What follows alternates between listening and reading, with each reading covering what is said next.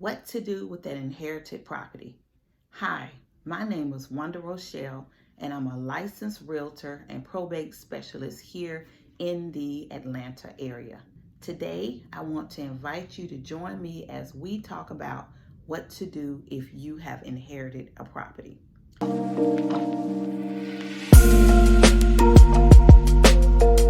Maybe your loved one passed away. Maybe it was your mother or your father or some other loved one, and you have inherited a property and you want to know what your options are. The first option would be to move into the home. Let's assume that the home does not have a mortgage, free and clear. So that may be an option for you. Maybe you're in a position where you need to move into the home. Well, there's some things that you need to consider before you move into the home. Is the home livable? Will you be able to maintain the property taxes? Is the home located in a neighborhood where you want to live? Maybe you live in another state. Are you willing to relocate to move into the home? From a spiritual standpoint, will it be okay for you to live in the home? How will that affect your grieving process? There have been times even when maybe the loved one passed away in the home, and that may be a situation that maybe you'll decide you don't want to live in the home for that reason. If you decide not to move in the home, another option is to sell the home. Selling the home gives you the ability to put a lump sum of money in your pocket. I do suggest you hire a real estate agent to help you if you decide to sell a home. A real estate agent will be able to help you determine the value of the home and also give you suggestions on what to do if you need repairs. If you're in the Atlanta area, my team and I are definitely available and able to assist you here in the Atlanta area. Selling the home gives you a clean break. However, you will need to make sure you're prepared to take care of any of the expenses at the home until the house is sold.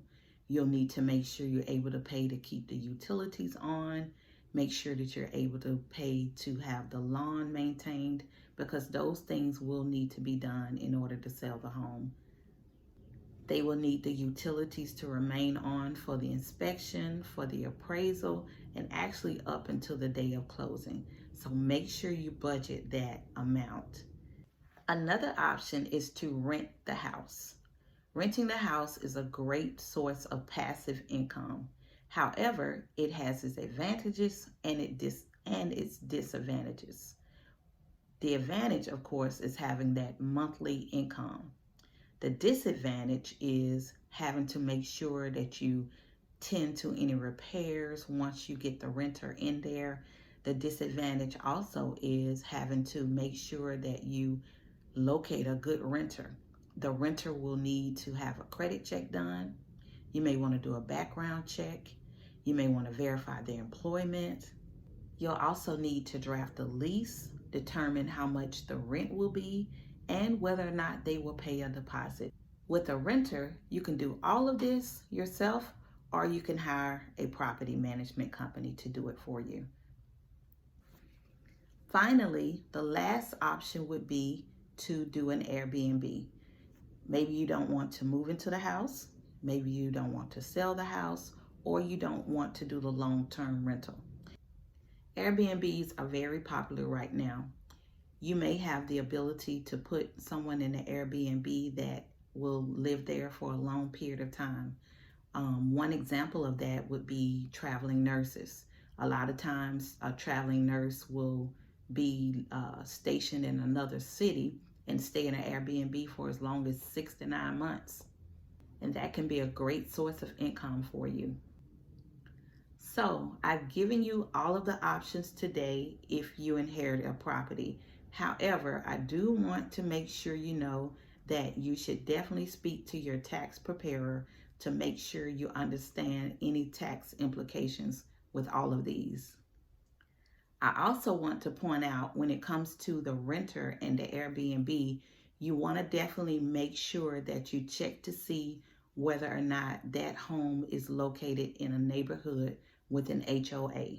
An HOA is a homeowners association. And with the homeowners association, they will have what are called covenants. And the covenants will outline whether or not you can have a renter there, long-term or short-term. The covenant may say you can have the renter there, but not do an Airbnb. So you want to make sure that you check the covenants before you do that, so that you don't put yourself in a situation where you have the person there and then you now have to make other arrangements.